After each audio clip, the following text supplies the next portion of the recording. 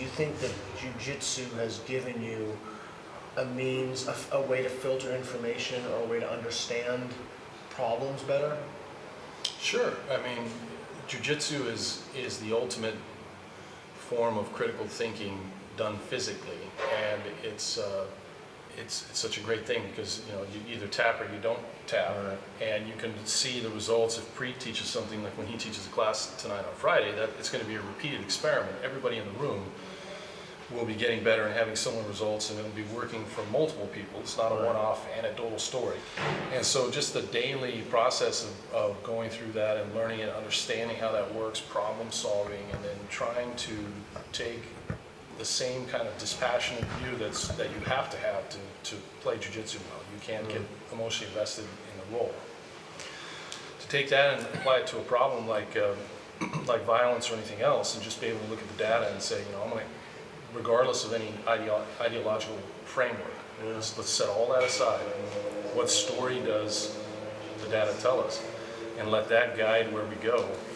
Yeah, we've talked about that. There's something about the fact that in Jiu Jitsu, there's a corrective mechanism built into it. Yes. And I think that not only is that mechanism absent in religion or faith-based thinking, but it's even worse because they think they have a corrective mechanism, but in a sense they almost have an anti-corrective mechanism. Yep. No, they do. They have a delusion enforcing mechanism. Right. Like in traditional martial arts. Right. All competitive sports and combat martial arts, boxing, Muay Thai, judo, wrestling, they all have that, what we're talking about. The thing that makes jiu-jitsu special, I think, is the fact that it's gentle. Right. I mean, judo's hard on the body, boxing causes brain damage, Muay Thai is brutal. Wrestling is a hard sport, usually for a slightly younger crowd, but jiu-jitsu, you can literally do jiu-jitsu into your 80s and 90s until you die. I hope to be doing it. So it's unique among the combat sports in that sense, but it has all the other aspects, and the thing that separates everything I just mentioned from delusional arts and delusional ideologies like religion is competition. It is competition. I don't mean public competition where you're stepping in front of an audience for money. That's not necessary. Yeah. But daily, every single day you come into the gym and you're rolling, you're going up against somebody who's trying to beat you, and you're trying to beat them. It's not fake, and you're competing. One of the things you've talked a lot about is how jiu-jitsu is authentic. What do you mean by that? Well, you can't fake being good at jiu-jitsu anymore than I can fake being able to play the guitar or speak Spanish or French.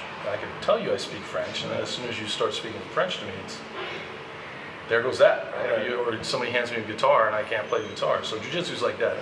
Anybody that came into the gym and all they would have to do was ask me to roll or ask my students to roll, you know immediately whether or not I can do what I say I can do, or I am capable of teaching. It's instant. Wow. You can't fake it. Do you think people like fantasy-based martial arts because they think they're authentic but they're not? Or do you think at some level they know that this is a form of self-deception? And I'm trying to relate this to religion and... It depends on the person. You have some people who outgrow it. They'll be in a traditional martial art, and over time they realize it's silly. Other people will stay in systems like that and they just really haven't thought about it. They haven't really given it much introspection or thought. There's people do this all the time with religion. I mean, there's a reason why we can look at a map and see what the majority of the people in that area of the world believe. It's passed down from parent to children, and there's a whole social structure that's designed to impose that belief system on people, and there's penalties, social penalties that are paid when they stop believing it. So they have no real incentive to not go with the flow. And some people think about those things, and some people, I think, are too busy making money and supporting their family and doing things. And I've met a lot of really good people that are religious. You and I have talked about this before, but as a whole, I tend to like Christian conservatives more than I do liberal secular people. Yeah, me too. Just as human beings. Me too. I share their values more about how to raise children. I share a lot of views on a lot of things with them. And I find a lot of this liberal secular people weak. What do you mean by that? I don't want to sound overly negative because I'm stereotyping, but it really what it comes down to is values. Yeah. So rather than talk about them, I'll talk about the opposite. I have a couple of friends who are fairly, I think, serious born-again Christians.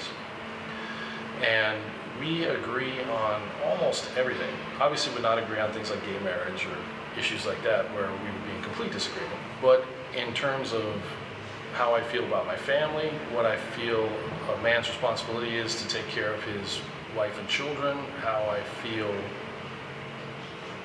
people should behave, and a certain amount of respect that should be afforded to long-standing institutions and to other human beings. Just there's a certain level of dignity that and values that I share with them that the religion doesn't really matter.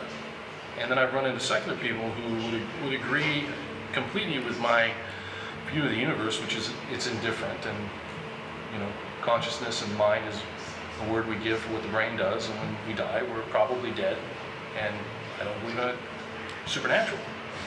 And we can share all that, but I don't have any values with them. Many times, sometimes.